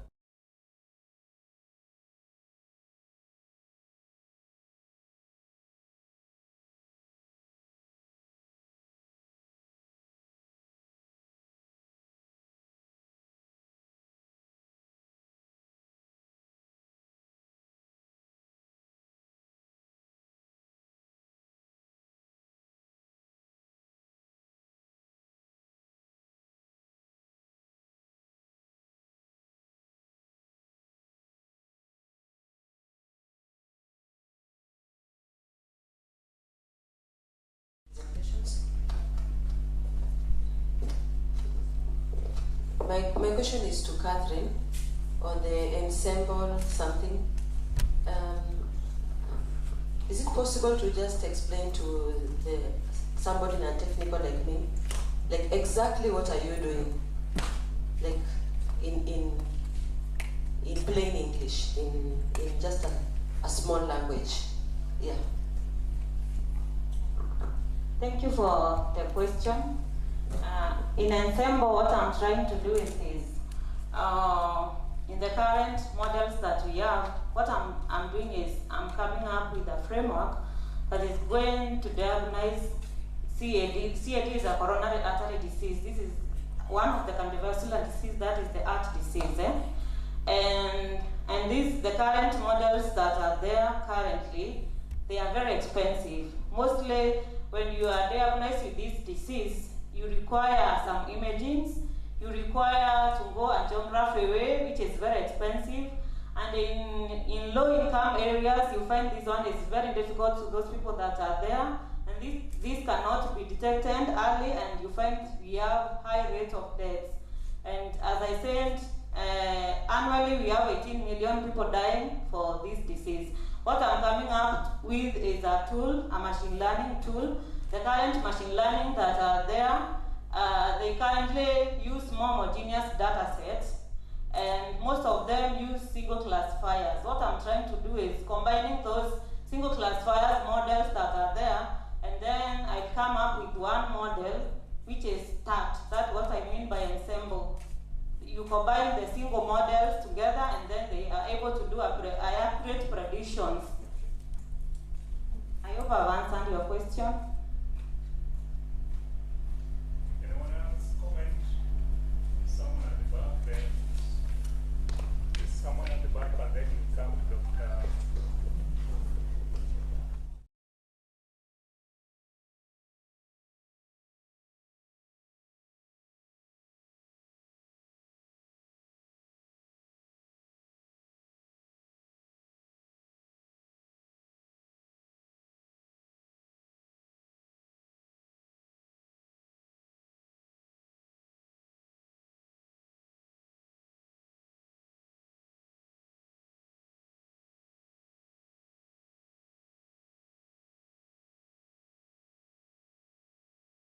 What can we do as university from your research to also benefit from your research in terms of our engineering students, for example?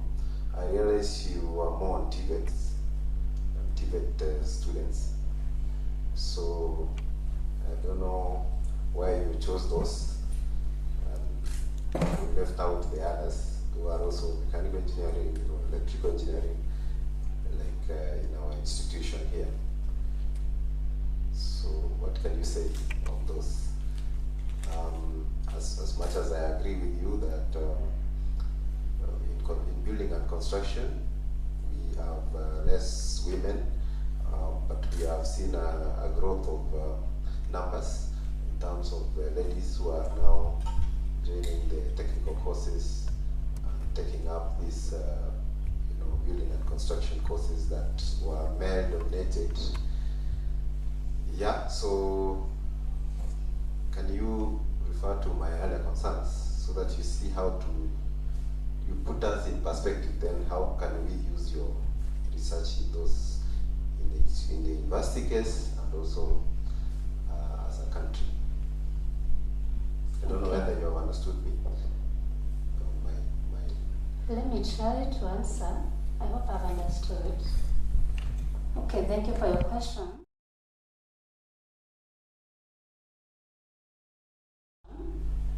And first I chose TVETs because, okay,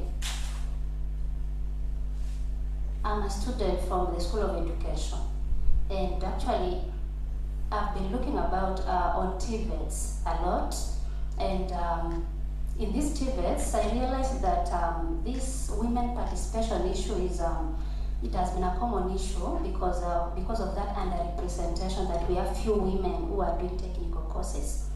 So first, when I found out that there are more women who are doing building and construction, then that's why I chose that. But still, even if still women have increased in number, but still they are still fewer than men. So as an institution, I think if an institution like Meru University have a TVET or they have students who are doing technicals, they should try to encourage more female students to do technical courses, because that is still part of the target of the country. In Vision 2030, they are expecting to have more women who are also participating in technical courses.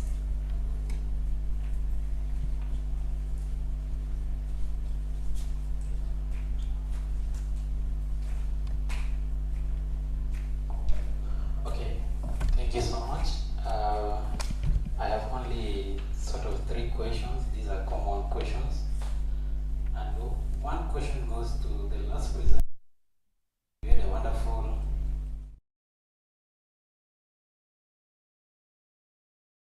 that's a GE, graduate engineer so far. So my question goes like, you mentioned about the carpentry form in terms of building and construction. We also have the formwork. So when it comes to construction formwork, we need the heights, we need the sort of, okay, we need lifting, the night shifting. So did you check on matters to do with safety and harassment, or the investment is useless without facing the site, these issues of the site culture? That's my first question. Okay, and I have a common question to the presenter who was presenting about AI. Okay, I need to confirm if the Rwanda University, was it public or a private university? From there, maybe I can proceed with the question I have for her. Okay, with the other presenter of, was it the coronavirus? Yeah, I have a question. I think I have 2 questions. These are common questions. You know, with false, with your model, if it has, okay, false negatives, it will kill the patient, yeah? So, what's your model sensitivity? That's my first question. That's a common question, probably. And another thing about okay, which factors actually can drive predictions for a Kenyan clinician? Listen carefully. For Kenyan clinician, which factors can he or drive with no machine learning background? That's the second question. So I needed to confirm for the one from Rwanda, was the university public or private before I continue my question? Yeah, the university is private. Okay, yes, if it's private, okay, comparing to these public universities, okay, here in Kenya probably, let's say mostly the private universities do have a 90%, they're like funded 90% compared to our universities here, public universities. So, what's your like? What from this question is like, what's your readiness? Because I saw you're commenting that readiness. So, what's your readiness for our TVETs and our rural campus here, like for example, Meru University? Okay, you want me to answer that question? Yes. Okay.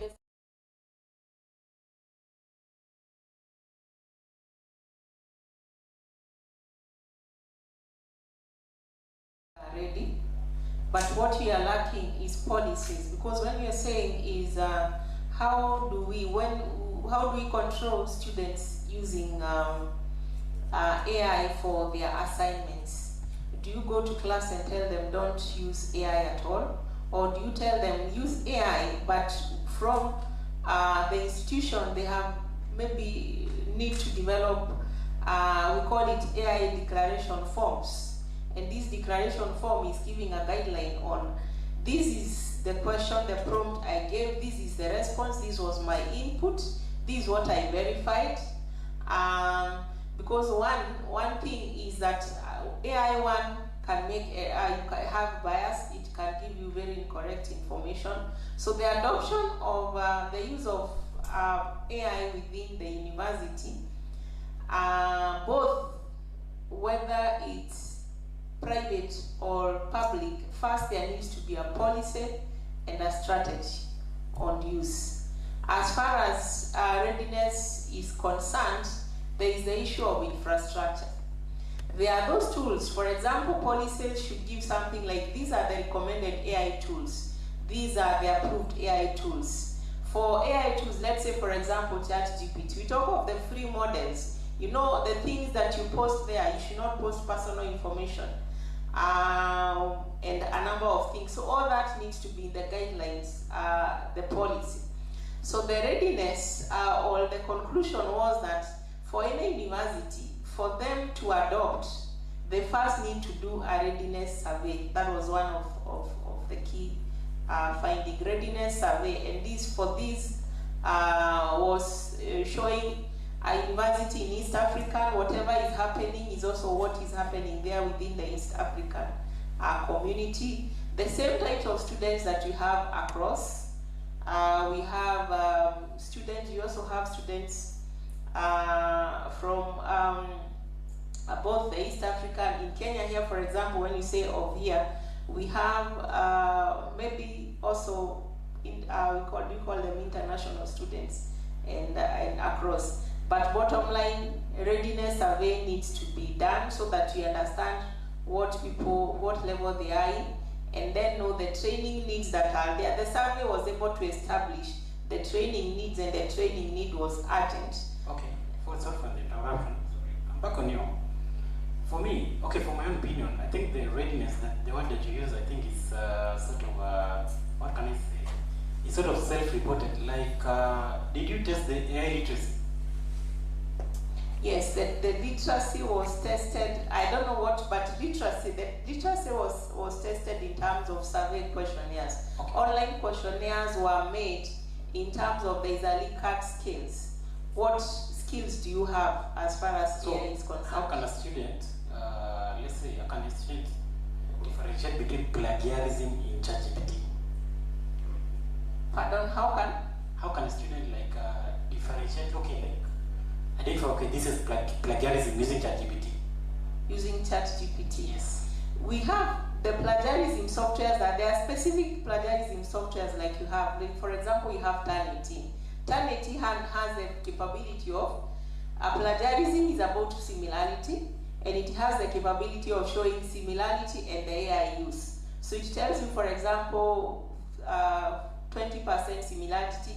AI, the document that you have done is 70% on AI and all that.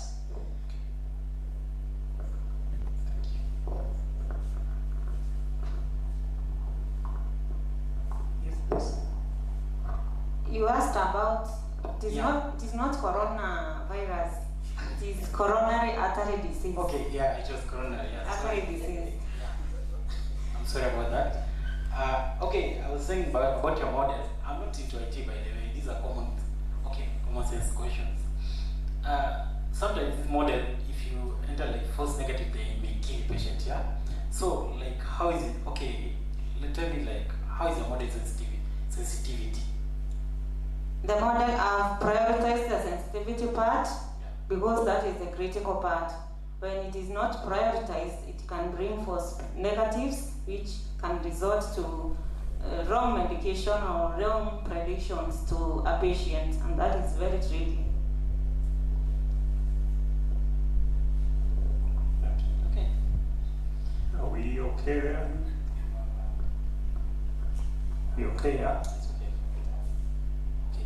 Okay, I had a last question from, that's my field, actually building construction. Okay, you talked about the carpentry and formwork, and I said that when it comes to building in formwork, in construction we often have these heights, and we have the night shifts, in jobs, and we also have the lifting. So my question goes like this: did you assess safety and harassment in sites? That was my first question. And if yes or no, can you identify if this investment is useless without facing these site cultures? Okay, thank you for the question. But I want just to correct on something. Yeah. In my topic, I had included that carpentry, form and design. But later I realized that the topic was too broad and I removed some of the parts and I sent another abstract. So the one that I presented here, I didn't include that. But harassment and safety also is found in construction. Let me answer that. So when you talk about harassment and security or safety, I think harassment, we cannot really say that harassment can be only found in the construction sites, because this can be found even in other places, even teachers who are teaching in school. But now, because of the rules and the laws that have been put in place, if someone is found who have done something like that, like harassing another person, then they will be taken seriously and maybe they'll be jailed, like something like that. I don't think if right now someone can be just harassed and then they keep quiet and suffer like that, because we have rules and we have laws and policies which are in place, which have been put in place. But safety, okay, when you talk about safety, I know that we have this notion that maybe women are not that energetic, but we want to remove that notion. We want to remove that notion that there are courses which are meant for men and there are courses which are meant for women. No, because women who have done those courses, they have done it, they have gone to the work, and actually from their own experience they are saying they are able to do it. Yes, and that is why many women are even enrolling into those courses, because they have realized that they can actually do that work. So I don't think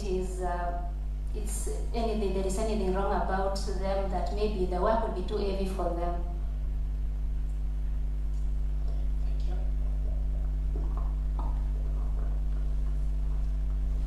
I think we're okay. Mine is just a comment as being the chair of this session first to all the presenters.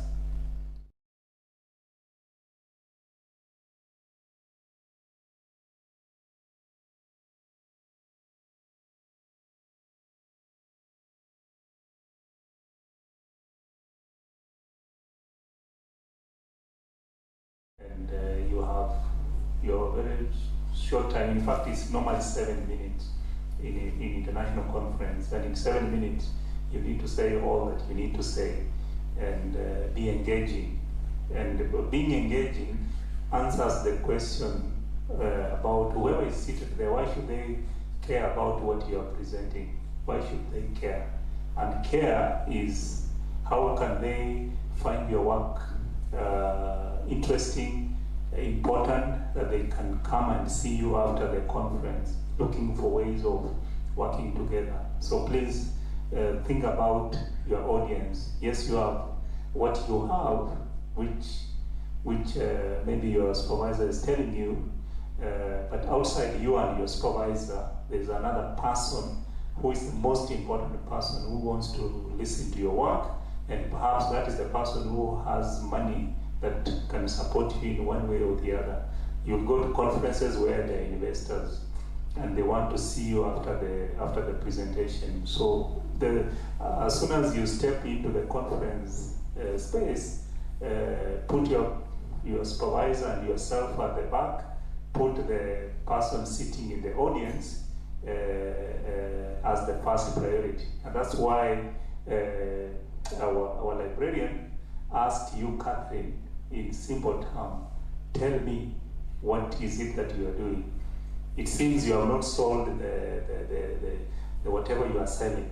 You know, when we used to go to conference, they used to tell us, imagine you walk into a lift with the president, and that lift is only taking 1 minute, and you've always looked for a moment to say something to the president about what you do.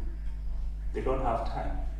Yeah, they want to see the impact of what you are doing. So the impact of what you are doing is what you have to stick to, and make sure that impact cuts through the audience who is seated here, so that they remember you, they will look for you, they will remember when they hear something about what you are doing, they will connect you.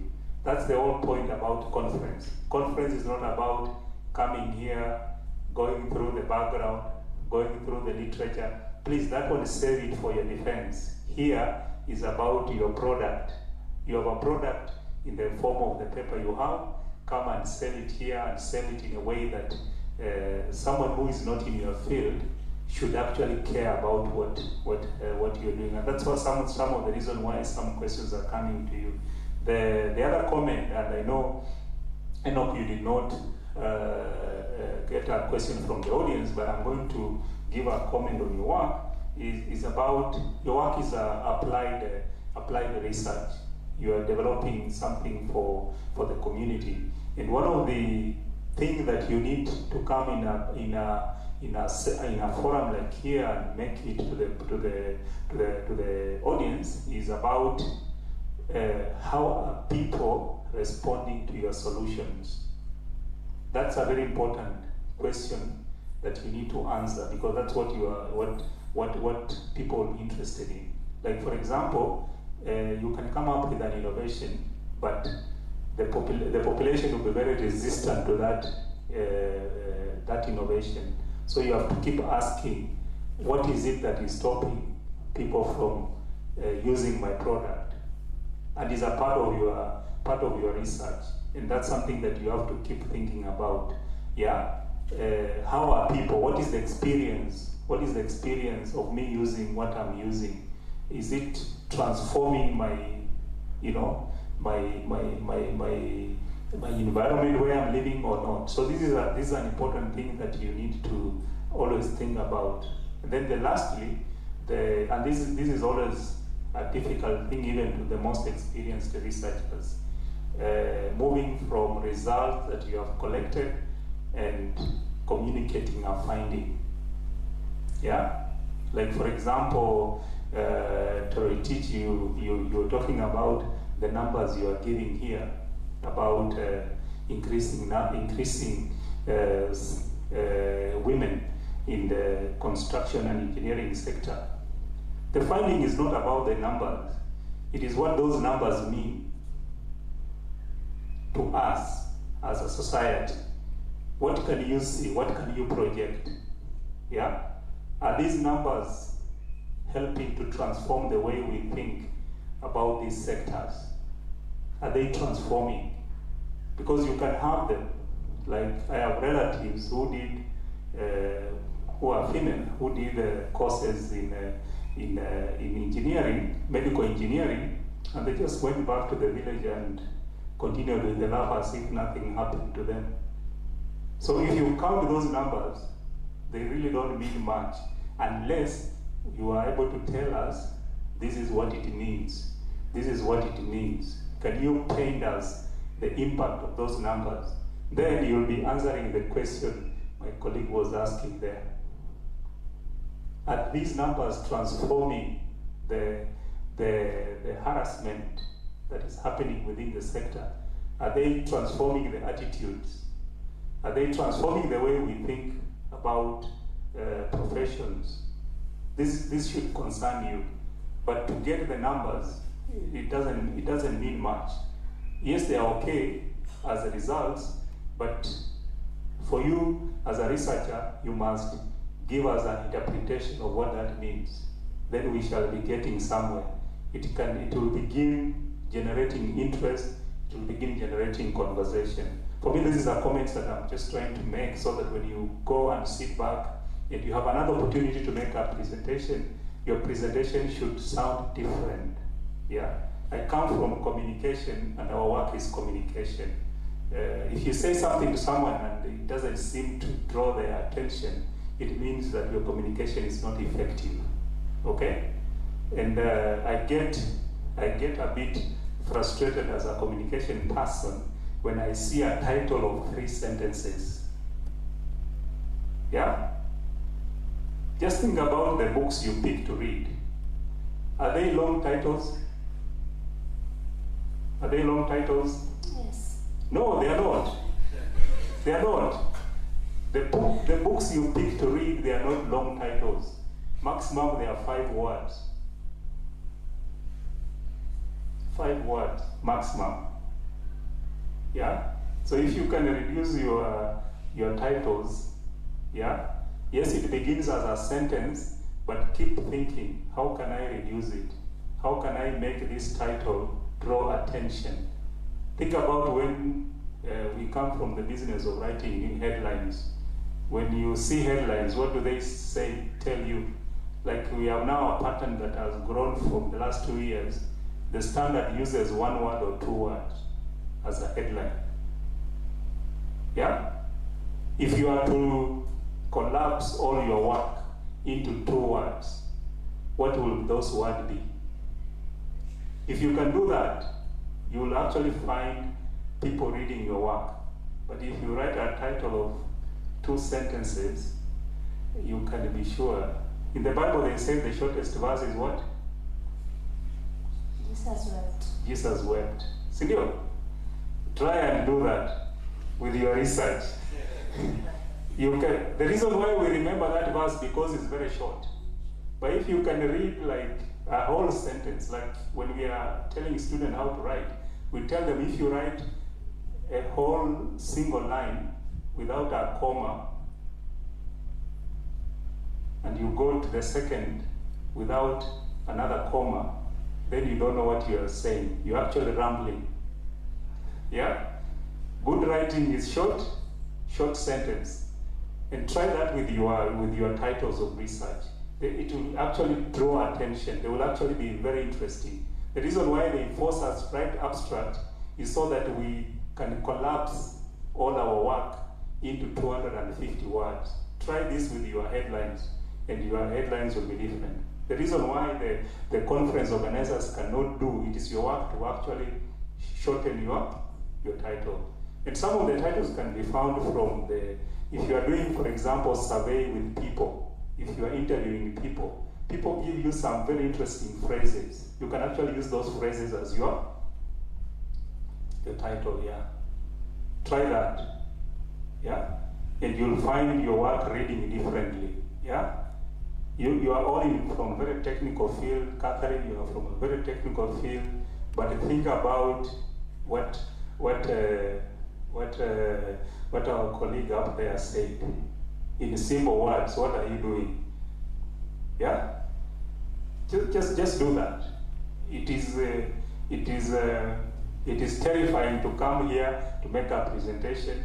It takes courage, but it is more fulfilling when you get people engaged with you, with what you are doing. So this is just for you to get an opportunity to make your next presentation better.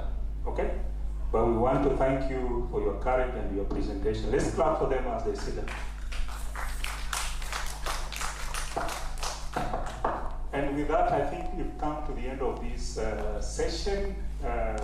Thank you for people who have sat here, the engagement with giving audience to these our wonderful presenters and what they have presented. I want us to end here. Tomorrow is another day.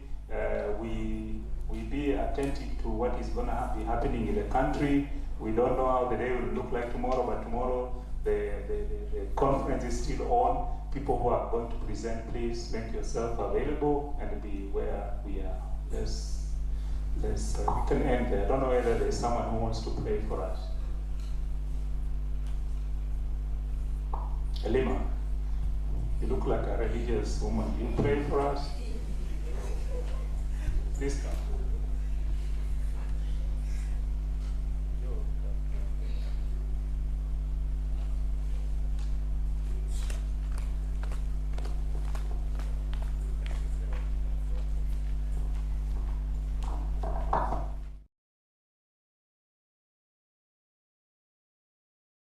bow down and pray. Lord, we thank you for protection since morning up to now. We thank you for your ability that you have given us throughout our presentations. Up to now, we are through with it. God, thank you, even for giving us this audience, even those you have given them the ability to give us guidance. God, thank you for that. And Lord, as we go back to our homes, those who are going to travel, God, protect them. And those who are students, also you can take care of them and enable them to study well and accomplish their goals. And God, I pray and thank you.